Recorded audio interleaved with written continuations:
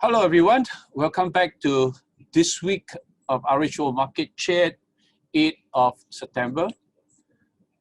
All right, the usual disclaimer, this video is for educational purposes. There's no inducement to trade. As usual, we're going to recap what we did last week, and this week we're going to talk about how I predicted the Nasdaq-100 correction even before it happened, and how the target was hit and it was spot on. And I think many of you are interested to know whether this Nasdaq correction is going to be just a healthy correction, or is it going to be something bigger than that? And I just want to share a chart on AEM and Tesla. And then we'll wrap it up by just highlighting the economic calendar ahead. So recap. So last week I warned of a very severe correction coming from Nasdaq. So Nasdaq was on one of the biggest rally in history. In fact, it was one of the biggest or the best August, we ever had on Nasdaq. So Nasdaq was just charging like a bull. Everybody was getting into Nasdaq. And frankly, when I called a correction on Nasdaq, a lot of people did not believe. But as we have seen, Nasdaq did corrected, and it hit precisely the target that I predicted. So we talked about Geely, and we said that Geely, it's about to announce its plan to go for the Starboard IPO, and therefore it's good to be accumulating some of it. And just looking at the charts, it was also about the right time to buy. Predicted at the time of the seminar, it was at 1710. It went as high as 1788. All right, so how did I predict the Nasdaq-100 correction even before it happened? So remember, my strategy is a lot about trade plan and price action. So these two things, came together and they were aligned. All right, the trade plan showed that Nasdaq, could have peaked on my macro chart. And also the near-term price action was showing that the correction was imminent. So let me just explain how I came to predict Nasdaq crash on the eve, before it crashed. So you see that on this day, Nasdaq was still peaked, before, when I predicted Nasdaq correction, Nasdaq was still heading up. You see that? It was still heading up. It was still on the uptrend, and it closed at the high. But when I saw this two huge volume, I was worried, because this two huge volume came at a time when the price hit the level on my macro trade plan. So how did it work? So this was my macro trade plan, and I've stayed bullish on Nasdaq, stayed bullish on stocks. And last week I was asking everyone, to be watching this trend line, this uptrend line, and to stay bullish until the uptrend line is breached. All right, and although Nasdaq was on the uptrend, I knew, from this macro trade plan, which is here, so this was where prices start hitting the top end of my channel trend, and I was expecting Nasdaq to do a correction, and the target was hitting this trend line. You saw that? So that was around 11,200. All right, if you know, if you look at how this trade plan was drawn and how the prices hit exactly at the bottom of this uptrend line. So not only was the prediction on Nasdaq timely, the target predicted, all right, of the correction was also precise. So it's all about, so how do I do it? It's really all about getting a good trade plan and also, all right, understanding how the price action works.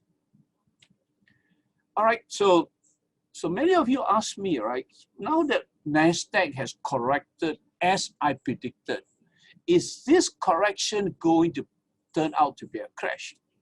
So what I'm saying now is that, you know, after this correction, right, even if Nasdaq is going to do a rebound or is going to take the new top, it's going to be difficult, all right? So I will not even now attempt to be, you know, to be bullish on the Nasdaq stock until I could see a clear break above the last high.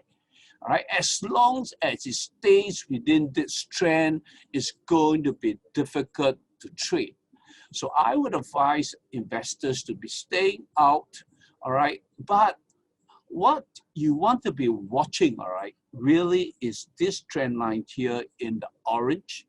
If it breaks, all right, then we could, this correction that I predicted could turn into a crash. All right, so Nasdaq hits right at the bottom as predicted and rebounded. All right, and like I said, you know, after this rebound, you know, things will be difficult. The market will be just be going into a huge volatility every day until things are clearer. So if Nasdaq breaks this line, all right, this trend line at about 11,100 or 11,100, all right. So you could see it testing perhaps 10,700 or even 10,400, all right. So that is the trade plan if it breaks, all right. So we take one set at a time. We do not want to predict a crash now. This is how you trade with a trade plan. All right, so I want to share this chart on AEM, and the fundamentals of AEM is still good. I mean, up to today, analysts are still predicting sales guidance or higher sales guidance and higher profitability. But if you look at the chart, all right, if you look at the chart, you know, AEM is on the verge of breaking its downtrend. And I just want you to be watching this line here. And, you know, coincidentally, this trend line also coincides with the 50-day moving average. All right. So if prices breaks below the 50-day moving average and the trade line, it could be serious, and it could be heading towards 334 and perhaps even 301. All right. So watch this. So this is the chart that I want to be showing you. And also I want to talk about Tesla. Tesla has been on a whirlwind run, all right, you know, on a run that many people have never seen before, all right, going from all the way from 300 to about $3 million a lot, all right? And then it did a stock split, all right? And more investors, all right, were convinced that this stock split will bring the share higher. But I was not, all right, because, you know, stock split really doesn't change the value of the stock. Everything else remains the same, just that it makes it more affordable for investors to get in. And so we have, after the stock split, everybody was rushing in, but a couple of things happened, all right, which was to me, bearish, all right? Many fund companies were reducing the stake in Tesla, like this New York hedge fund, Hotel Management, Barry Griffith, a Scottish investment firm, reduced its stake. And then Tesla was expected, all right, to be included into the S&P 500. That failed to materialize. And also, what was really bearish was that Tesla took the opportunity of the high share price to issue new share placement and after the stock split. Okay, so that what to me was bearish. And just look at Tesla chart, all right, you know, it corrected together with Nasdaq, but I think that as long as it doesn't hit, all right, my target at 358, all right, you know, the correction may not be over, but watch, all right, if it breaks 358, it could go to as low as 296. All right, so I'm not bearish. I'm not bullish on Tesla now. In fact, of all the FANG stock, I'm most bearish on Tesla. All right, so this is the important economic numbers ahead. All right, so keep a good eyes on it. All right, especially the employment report coming out on 2nd October, and also the initial job claim, and also retail sales. And also important 30th of September, all right, we are getting the PMI figures, all right, from China, all right. So these are the important figures to be looking out for. And so this is the end for this week edition. Thank you for tuning in again, and I hope to see you next week. Bye.